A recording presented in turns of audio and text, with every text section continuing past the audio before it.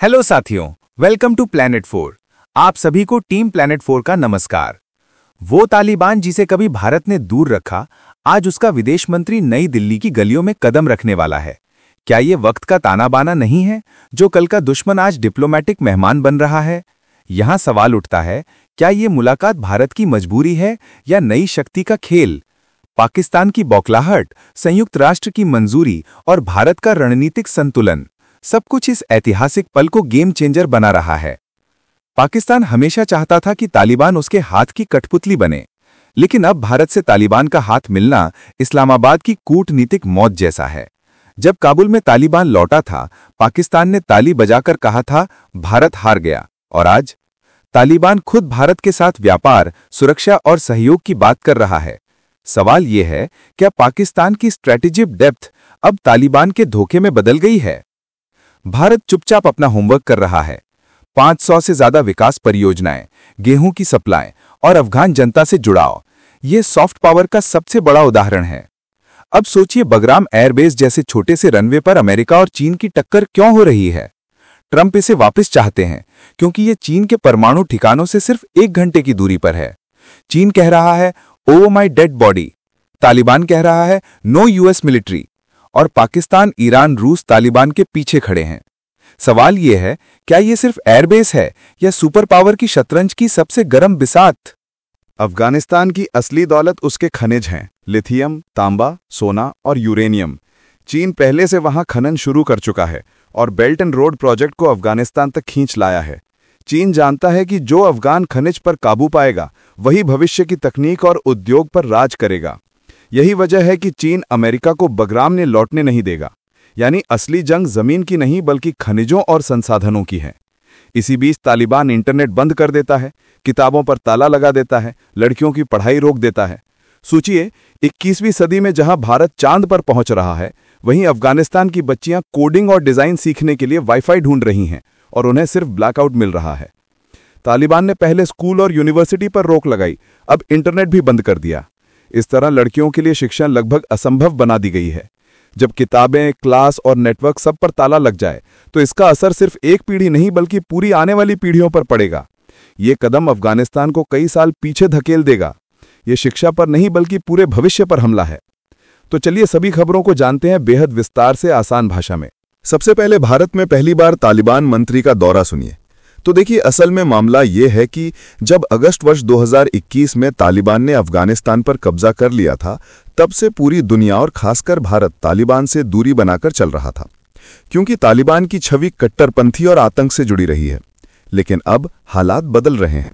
अफगानिस्तान की जमीन पर भारत के आर्थिक, सुरक्षा और सामरिक हित जुड़े हुए हैं, जैसे कि वहां की परियोजनाएं, निवेश और भारत विरोधी ताकतों की गतिविधियां। इसी वजह से भारत अब सीधा तालिबान नेतृत्व से बातचीत करना चाहता है, ताकि अफगानिस्तान में स्थिरता रहे और भारत के हित सुरक्षित रहें। आमिर खान मुत्तकी का ये दौरा इसलिए बड़ा है क्योंकि ये संकेत देता है कि भारत तालिबान से सीधे संवाद करने के लिए तैयार है। भारत ने संयुक्त राष्ट्र सुरक्षा परिषद से विशेष अनुमति लेकर उनके यात्रा प्रतिबंध हटवाए। इसका मतलब है कि दिल्ली इस मुलाकात को बेहद गंभीरता से ले रही है। इस यात्रा से संदेश ये है कि भारत किसी और के दबाव में नहीं, बल्कि अपने राष्ट्रीय हितों और जरूरतों के हिसाब से तालिबान के साथ रिश्तों का नया अध्याय शुरू कर रहा है। अब जरा संयुक्त राष्ट्र की मुहर और नियमों का दम समझिए। तो देखिए, मामला यह है कि तालिबान पर संयुक्त राष्ट्र सुरक्षा परिषद ने पुराने समय से ही कई तरह के प्रतिबंध लगाए हुए हैं। इनमें यात्रा करने पर रोक, बैंक खातों या संपत्तियों पर रोक और हथियारों की बिक्री या खरीद पर रोक शामिल है। मतलब यह कि कोई भी तालिबान नेता बिना संयुक्त राष्ट्र की औपचारिक मंजूरी के अपने देश से बाहर नहीं जा सकता। यही कारण है कि मुत्ताकी को भारत आने के लिए सुरक्षा परिषद से छूट दिलवानी पड़ी। पिछली बार जब उन्होंने बाहर जाने की कोशिश की थी तो यह मंजूरी नहीं मिली और दौरा रद्द हो गया था। लेकिन इस बार भारत ने पहले से ही पूरी तैयारी कर रखी थी। हर जरूरी कागज, मजबूत दलीलें और कूटनीतिक प्रयास किए गए ताकि यह मंजूरी आसानी से मिल सके। भारत ने साफ कर दिया कि यह दौरा केवल अपने हितों की रक्षा और क्षेत्रीय स्थिरता के लिए जरूरी है। अब दूसरी तरफ पाकिस्तान की कहानी समझिए। पाकिस्तान चाहता था कि यह दौरा ना हो, क्योंकि अफगानिस्तान में तालिबान के आने के बाद उसने इसे भारत की हार बताकर अपनी जीत की तरह पेश किया था। पाकिस्तान की कोशिश रहती है कि तालिबान सिर्फ उसी के करीब रहे और भारत को अफगानिस्तान में कोई जगह न मिले। इसीलिए उसने इस यात्रा को रोकने के लिए पूरी ताकत झोंक दी। लॉबिंग की, फाइलें आगे पीछे करवाईं, लेकिन इस बार वो सफल नहीं हुआ।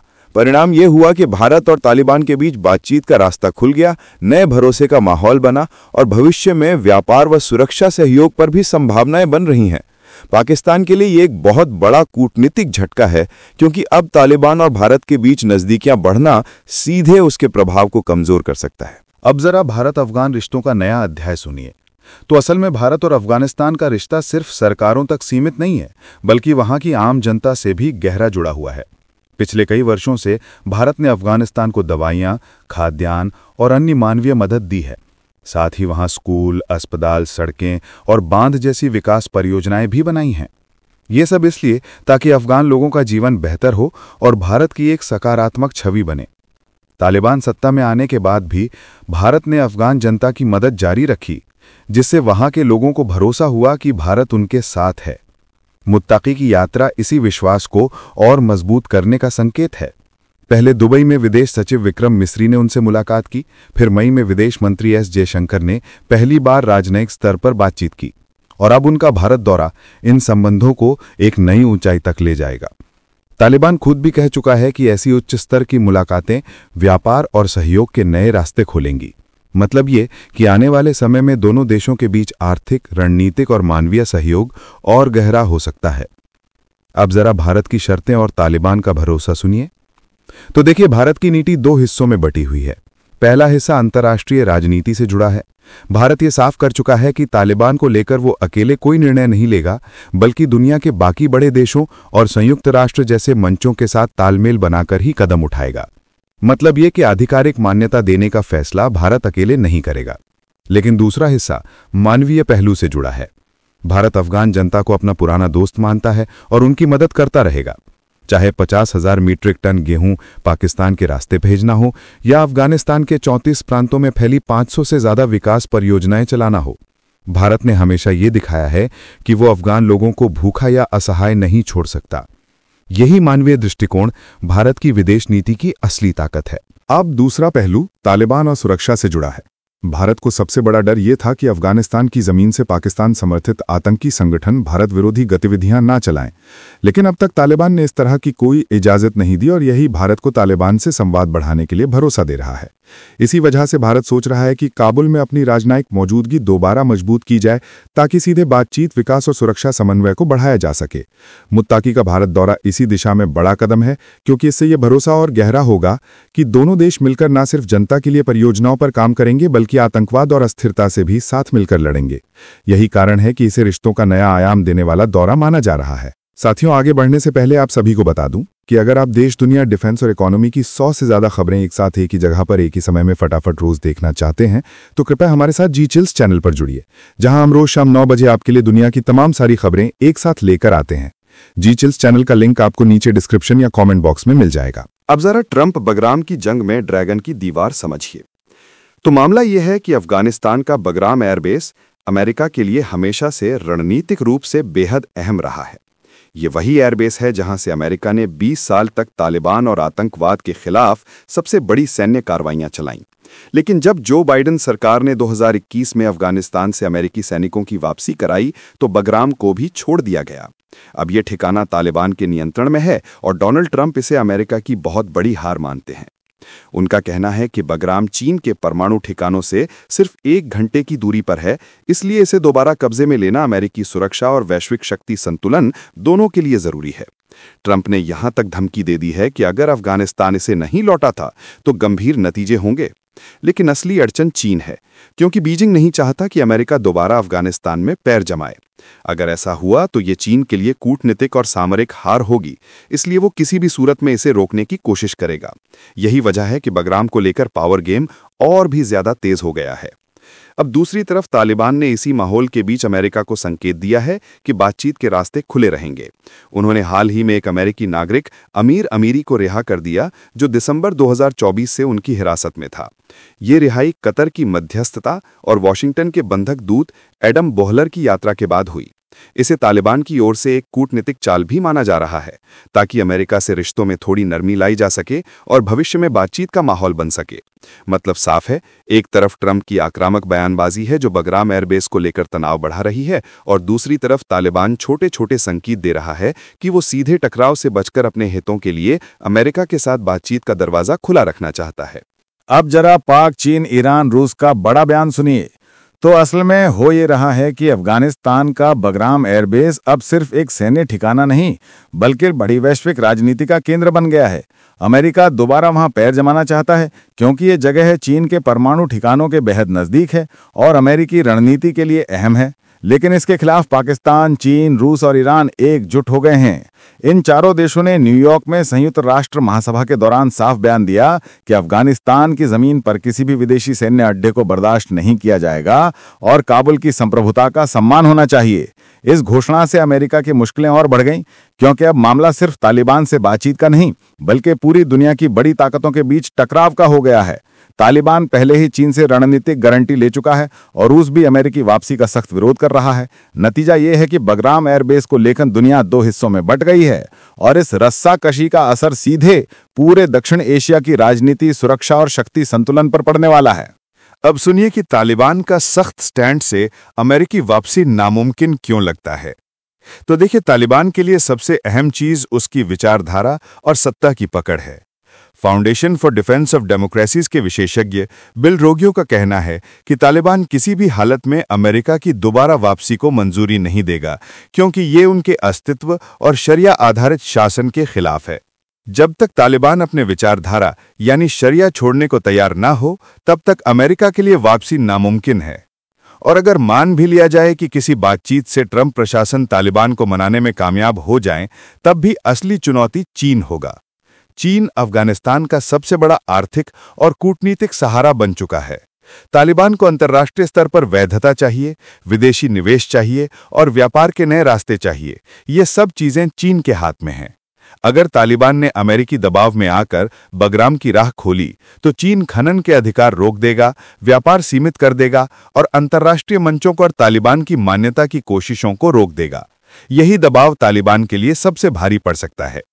अब दूसरी तरफ तालिबान खुद भी साफ कर चुका है कि अमेरिका की दोबारा सैन्य मौजूदगी किसी कीमत पर मंजूर नहीं है। अफगानिस्तान के विदेश मंत्रालय के अधिकारी जाकिर जलाल ने खुलकर कहा है कि अमेरिका और अफगानिस्तान के बीच संवाद तो हो सकता है, लेकिन सैनिक अड्डा कभी वापस नहीं दिया जाएगा। तालिबान की शर्तें पहले से साफ हैं और अब उनके पीछे चीन, रूस और ईरान जैसे बड़े देशों का खुला समर्थन खड़ा हो गया है। इसका मतलब यह हुआ कि डोनाल्ड ट्रंप की बगराम एयरबेस पर वापसी की महत्वाकांक्षा हर तरफ से घिर चुकी है। एक और तालिबान का सख्त रुख और दूसरी ओर चीन और उसके साझेदारों की मजबूत दीवार। ऐसे में बगराम अब सिर्फ एक एयरबेस नहीं, बल्कि अमेरिका और उसके विरोधियों के बीच वैश्विक शक्ति संघर्ष का प्रतीक बन चुका है। अब जरा खनिजों की रेस, बेल्ट एंड रोड का विस्तार समझिए। तो असल तस्वीर यह है कि अमेरिका के निकलने के बाद अफगानिस्तान की जमीन पर खनिज संपदा की होड़ शुरू हो गई है और इसमें चीन सबसे आगे निकल चुका है। तालिबान से उसने औपचारिक रिश्ते मजबूत कर लिए हैं, काबुल में अपना राजदूत बिठा दिया है और लिथियम, तांबा, लोहा, सोना और यूरेनियम जैसी कीमती खदानों पर खुदाई शुरू कर दी है। इन संसाधनों तक पहुंच से चीन को आर्थिक ताकत भी मिलेगी और बेल्ट एंड रोड इनिशिएटिव को भी नई जमीन मिलेगी। तालिबान के लिए भी ये सौदे ऑक्सीजन की तरह हैं, क्योंकि उन्हें व्यापार, निवेश और पैसों की सख्त जरूरत है। यही वजह है कि चीन किसी भी हालत में अमेरिका को दोबारा बगराम एयरबेस पर कदम रखने नहीं देगा, क्योंकि इससे उसके हित सीधे खतरे में पड़ जाएंगे। दूसरी तरफ रूस भी चाहता है कि अमेरिका अफगानिस्तान से दूर ही रहे, ताकि उसे भी अपना प्रभाव बढ़ाने का मौका मिले। ट्रंप भले ही दोहा समझौते का हवाला देकर कहें कि बगराम उसमें शामिल नहीं था, लेकिन आज की हकीकत यह है कि एयरबेस तालिबान के पास है और चीन के हित उससे गहराई से जुड़े हैं। यही शक्ति संतुलन का खेल अब दक्षिण एशिया की धड़कन तेज कर रहा है और भारत इस पूरे माहौल में शांति, स्थिरता और संतुलन पर ध्यान केंद्रित करना चाहता है। बगराम अब इस भू राजनीतिक शतरंज का सबसे अहम मोहरा बन चुका है। अब जरा अफगानिस्तान में डिजिटल अंधेरा सुनिए। तो मामला ये है कि तालिबान ने पूरे अफगानिस्तान में इंटरनेट और मोबाइल नेटवर्क लगभग बंद कर दिए हैं, जिससे पूरा देश डिजिटल ब्लैकआउट की स्थिति में चला गया है। काबुल, हेरत और मज़ारे शरीफ जैसे बड़े शहरों से लेकर छोटे प्रांतों तक फाइबर ऑप्टिक लाइनें काट दी गईं और मोबाइल टावर भी बंद कर दिए गए। तालिबान का तर्क है कि इससे अनैतिक गतिविधियां रोकी जाएंगी, लेकिन असल असर जनता और अर्थव्यवस्था पर पड़ रहा है। सोचिए, 9000 किलोमीटर से ज्यादा लंबी फाइबर लाइनें ठप होने से अब बैंकिंग सेवाएं, पासपोर्ट कार्यालय, सरकारी दफ्तर और डिजिटल पेमेंट सब रुक गए हैं। छोटे छोटे कारोबारी जैसे ऑनलाइन सामान बेचने वाले व्यापारी, जिनका पूरा बिजनेस इंटरनेट पर चलता है, उनका धंधा बंद हो गया है। राहत एजेंसियां एक दूसरे से संपर्क नहीं कर पा रहीं। मेडिकल इमरजेंसी और संकट प्रबंधन के लिए जरूरी कॉल्स तक कट गई हैं। नेटब्लॉक्स के मुताबिक पूरे देश की इंटरनेट कनेक्टिविटी सामान्य से घटकर महज 14% रह गई है। मतलब यह है कि यह ब्लैकआउट केवल संचार बंद नहीं कर रहा, बल्कि अफगानिस्तान की पूरी अर्थव्यवस्था, व्यापार, सामाजिक जीवन और आपातकालीन सेवाओं की धड़कन पर सीधा दबाव डाल रहा है और लोगों को 21वीं सदी से पीछे धकेल रहा है। अब जरा महिलाओं की पढ़ाई पर ताला और पुस्तकों पर रोक समझिए। असल में तालिबान का इंटरनेट और नेटवर्क बंद करने का सबसे गहरा असर अफगानिस्तान की महिलाओं और लड़कियों पर पड़ा है, क्योंकि पहले ही उन पर स्कूल और यूनिवर्सिटी की पढ़ाई रोक दी गई थी और उनका एकमात्र सहारा ऑनलाइन क्लास थी। अब जब वाईफाई बंद हो गया तो अंग्रेजी सीखने से लेकर कोडिंग और ग्राफिक डिजाइन जैसी आधुनिक स्किल की पढ़ाई भी रुक गई है। ये सिर्फ शिक्षा का सवाल नहीं, बल्कि आने वाली पीढ़ियों के भविष्य और रोजगार का भी सवाल है। पत्रकार भी अब खबरें रिपोर्ट नहीं कर पा रहे, क्योंकि सूचना तक पहुंच सीमित हो गई है और तालिबान इसे अनैतिक गतिविधियां रोकने के नाम पर असल में असहमति दबाने का औजार बना रहा है। हाल ही में उन्होंने महिलाओं और मानवाधिकार से जुड़ी कुल 669 किताबों को भी प्रतिबंधित कर दिया, जिनमें 140 किताबें महिलाओं ने लिखी थीं। इसका मतलब साफ है कि पाठ्य पुस्तकों पर ताले और इंटरनेट पर रोक मिलकर एक ऐसा सख्त नैरेटिव घड़ रहे हैं जहां शिक्षा, आज़ादी और अभिव्यक्ति की जगह सिर्फ तालिबान का आदेश चले। नतीजा यह है कि काबुल से लेकर दूर दराज के प्रांतों तक लोग कटे कटे और अनसुने महसूस कर रहे हैं। अगर ये डिजिटल अंधेरा लंबा चला तो अफगानिस्तान की पूरी एक पीढ़ी शिक्षा, तकनीकी कौशल और स्वतंत्र विचार से वंचित होकर गहरी अंधेरी खाई में धकेल दी जाएगी। इस वीडियो में फिलहाल इतना ही। जल्द मिलते हैं एक और नई अपडेट के साथ। जाने से पहले वीडियो को लाइक करके चैनल को सब्सक्राइब कर लें। धन्यवाद।